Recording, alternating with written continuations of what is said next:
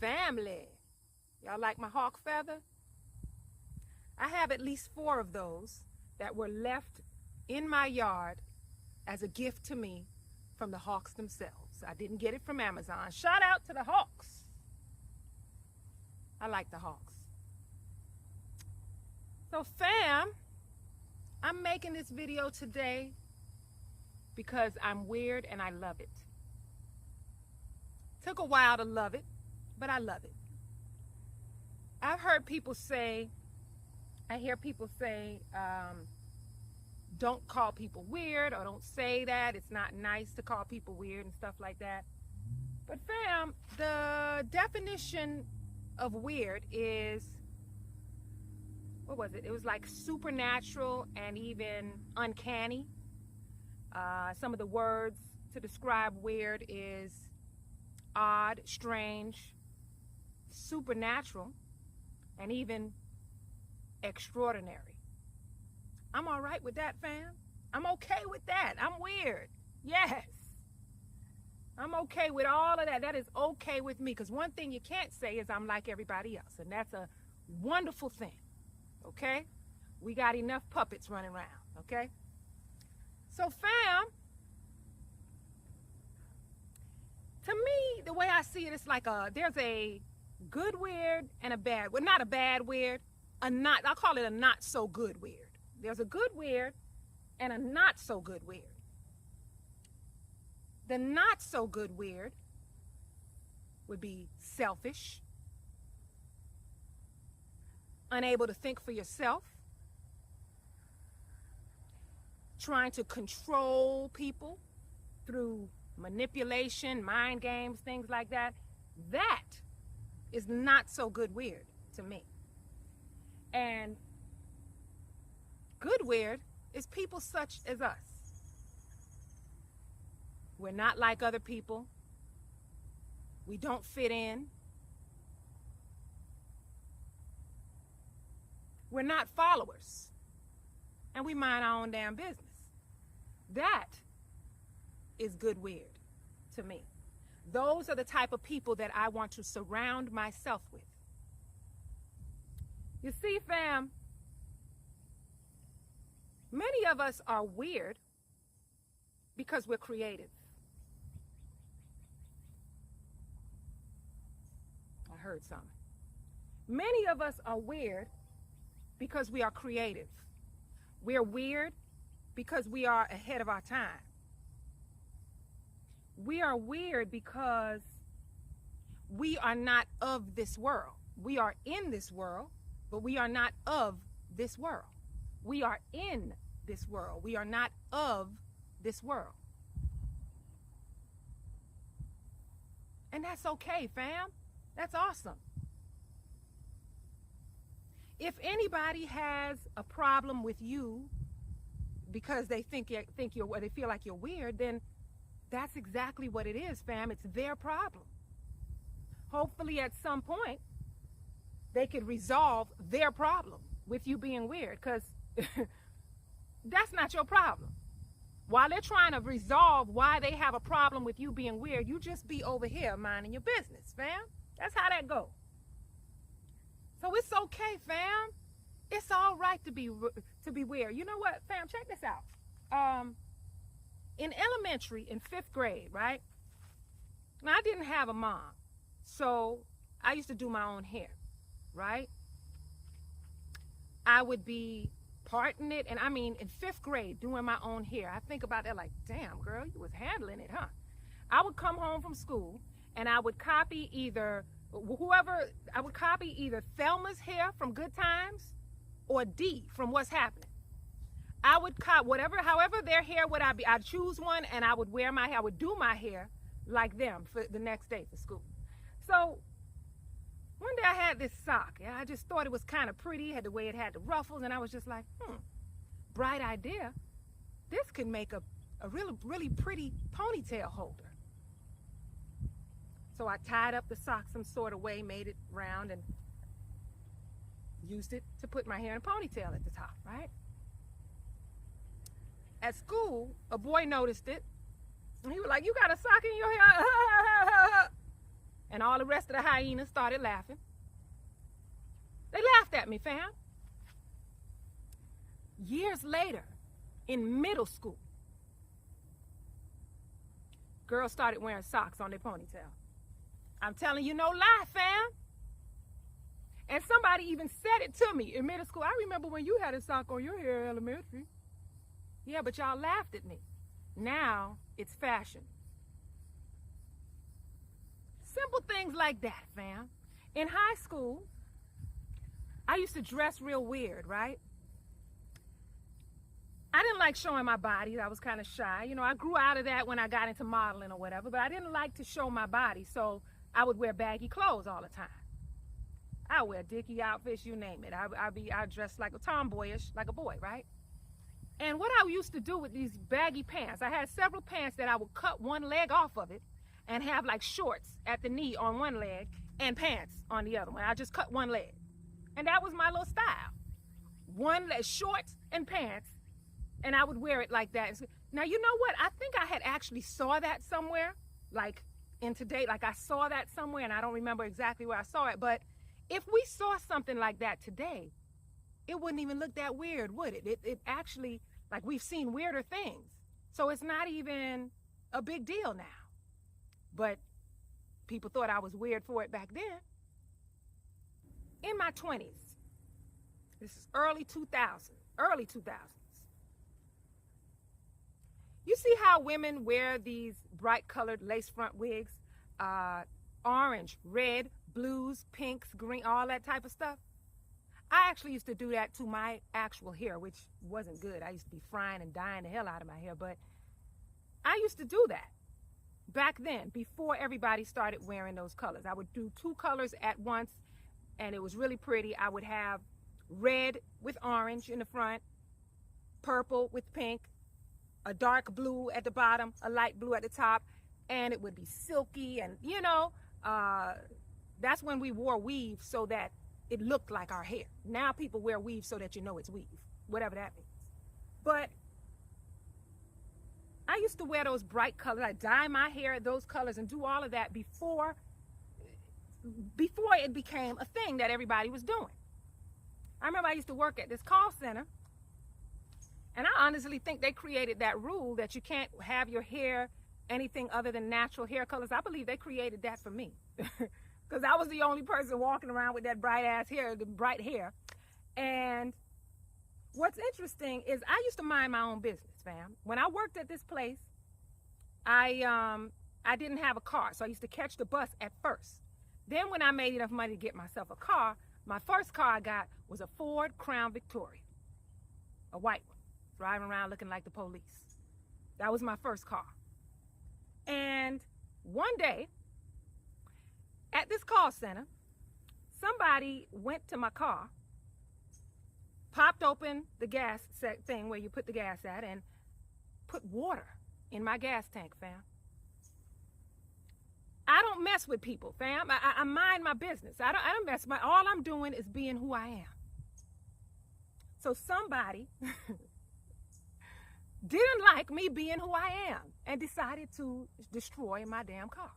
I had to get it pumped out, and you know, it still worked or whatever, but it's things like that that just make me want to say, when the aliens gonna come tear this shit up? When y'all gonna come to... I take it back. Don't come tear it up, alien fam. But if you do, just keep in mind that some of us don't like these humans just like y'all don't, okay? Some of us, me and my soul fam, my soul tribe, we down with you. We'll help you hide your spaceship if you need. Like, we cool with you. We don't want no problems. We down with, not like they would need our help anyway. I assume that you are an advanced civilization, so you're not going to, you know who need the heat. And you know, some of us, we down with you. But fam, people will try to destroy you just because you are who you are. But we weird though. You got people out here plotting against you, lying. I mean, people will do the most to people that do absolutely nothing to anybody. But we the weird ones, though.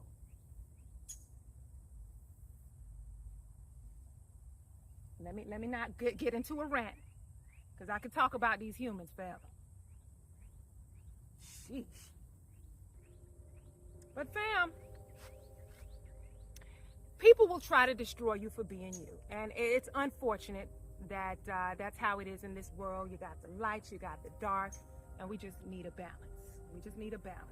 And this is why we have to protect ourselves. This is why you don't surround yourself with people who do not have your best interest at heart. Because they could be anybody. The people that you think are the closest to you, the people that you've had nothing but love for. Earth is a scary place. But I ain't scared. Bring it on. Bring it on. Okay? Anyway. So fam, let me just share before I end this video, because I don't really have a whole lot to say, but I just want to share with you all. I feel like I had an emotional kind of breakthrough on Sunday.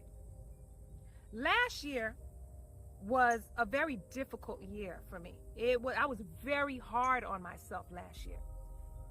Once I really kind of like realized that I was the one holding myself back in so many ways. And there's so many things that I overlooked, and it's like I didn't see it. And it was just like, what is wrong with you? Like, that's how I was talking to myself last year. I was just mad at myself last year.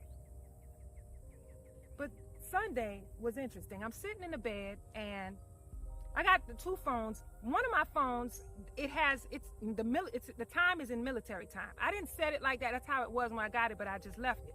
So one has military time and one has the regular time, but I'm sitting in the bed chilling. I pick up the phone, and the number synchronicities have been off the chain ridiculously lately.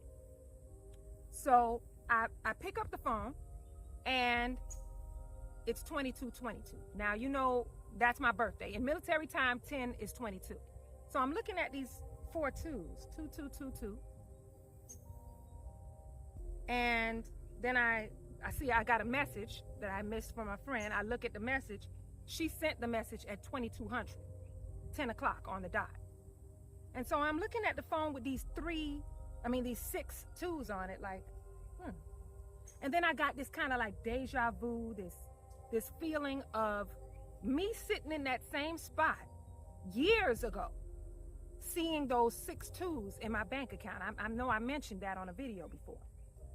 And right after that, a lot of rapid changes started happening after I seen that. So when I saw that, I was like, oh shit. And when I felt that deja vu, I was like, and then at that moment, I just said, okay, I must be manifesting right now. Let me just put out into the universe what I want.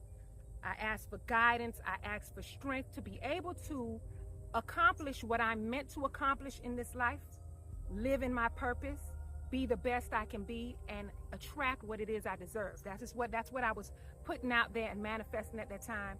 And then I just sat for a second and just had this this feeling of, it was not sadness. It was this just really sympathizing with myself. It's like I was nurturing my younger self, or talking to my younger self.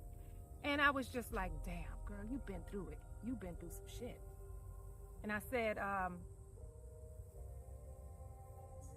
damn, you were actually depending on other people to see in you what you didn't see in yourself. Damn. I say, how they gonna see it if you don't see it? Silly girl. That's how I was talking to myself. Like, aw. You know, kind of like not feeling sorry for myself, but just sympathizing with myself. Because when I really thought about it, most of the things that I've done in this life that I don't think are good are things I've done to myself. Not even things I've done to anyone. It's things I've done to myself. That's the hurtful thing, things I've allowed. So I guess what I'm saying, fam, is be kind to yourself. You know, don't do all the unnecessary beating yourself up like I did last year. Well, I don't know, maybe it was necessary, you know, to go through the darkness. You got to go through it, to actually come out on the other side, stronger. So just be kinder to yourself. And don't, I mean, earth life ain't easy, okay? So other than that, before I go, let me just mention my big brother, who he's 10 years older than me. I got to take a picture of him and show it to y'all, because he's 10 years older than me and we look like we're the same age. So he clearly doesn't age, okay? But my two oldest brothers and my sister and I, we have the same mom. Our mother died when I was 2, and she had to be about 4 or 5. So she has a few memories. I don't remember anything. And my brothers, let me tell you, whenever I think about their childhood and them losing their mom as a teenager, that shit hurts. Like, I don't even hurt about me not having a mom, you know? But them losing their mom as a teenager, he was 12. Dexter, the oldest one, he was always getting in trouble after she passed away, so he got deported, going in and out of jail. So he's in Trinidad. But the things that I've watched them endure, and the things I've watched my brother Kerwin, the one who's 10 years older than me, the things I watched him endure, you know, through, you know, just, it hurts, fam. It hurts. This empathic shit's supposed to be a superpower, but it is overwhelming when you feel pain like that, other people's pain, right? But I can't imagine, like my 11-year-old, I can't imagine her losing me at this age. It's just, the thought of it is just like so heart-wrenching, and I just sympathize. I've always felt for them because of how, you know, what they endured with losing their mom. He was a mama's boy too, you know? And so that like, man, you know, kind of hurts. But it's a lot of, I just feel like maybe a lot of inner child healing, you know, even with him being here and us having these conversations and stuff. You got to understand there's a lot that he remembers, because there's a 10-year space. But yeah, fam, my life could be a hell of a movie, boy. Ooh, it'll be a good one too. You will be pissed the hell off and want to whoop somebody's ass. You will cry. You will laugh your ass off. Like, my life could be a good ass movie, yo. Maybe that'll happen one day. But all right, fam. That's it, fam. You know, I went somewhere else, but I really just wanted, like I said, this video started off talking about being weird and just being okay being weird. You know, I kind of didn't like being weird when I first got into my 20s. It was almost like I wanted to fit in. Almost like you can't beat them, join them type shit. But now, listen, I love it. I love not being like everyone else. Because once that eye is open and you actually could see through people and see what people are, so they don't even know what, oh God.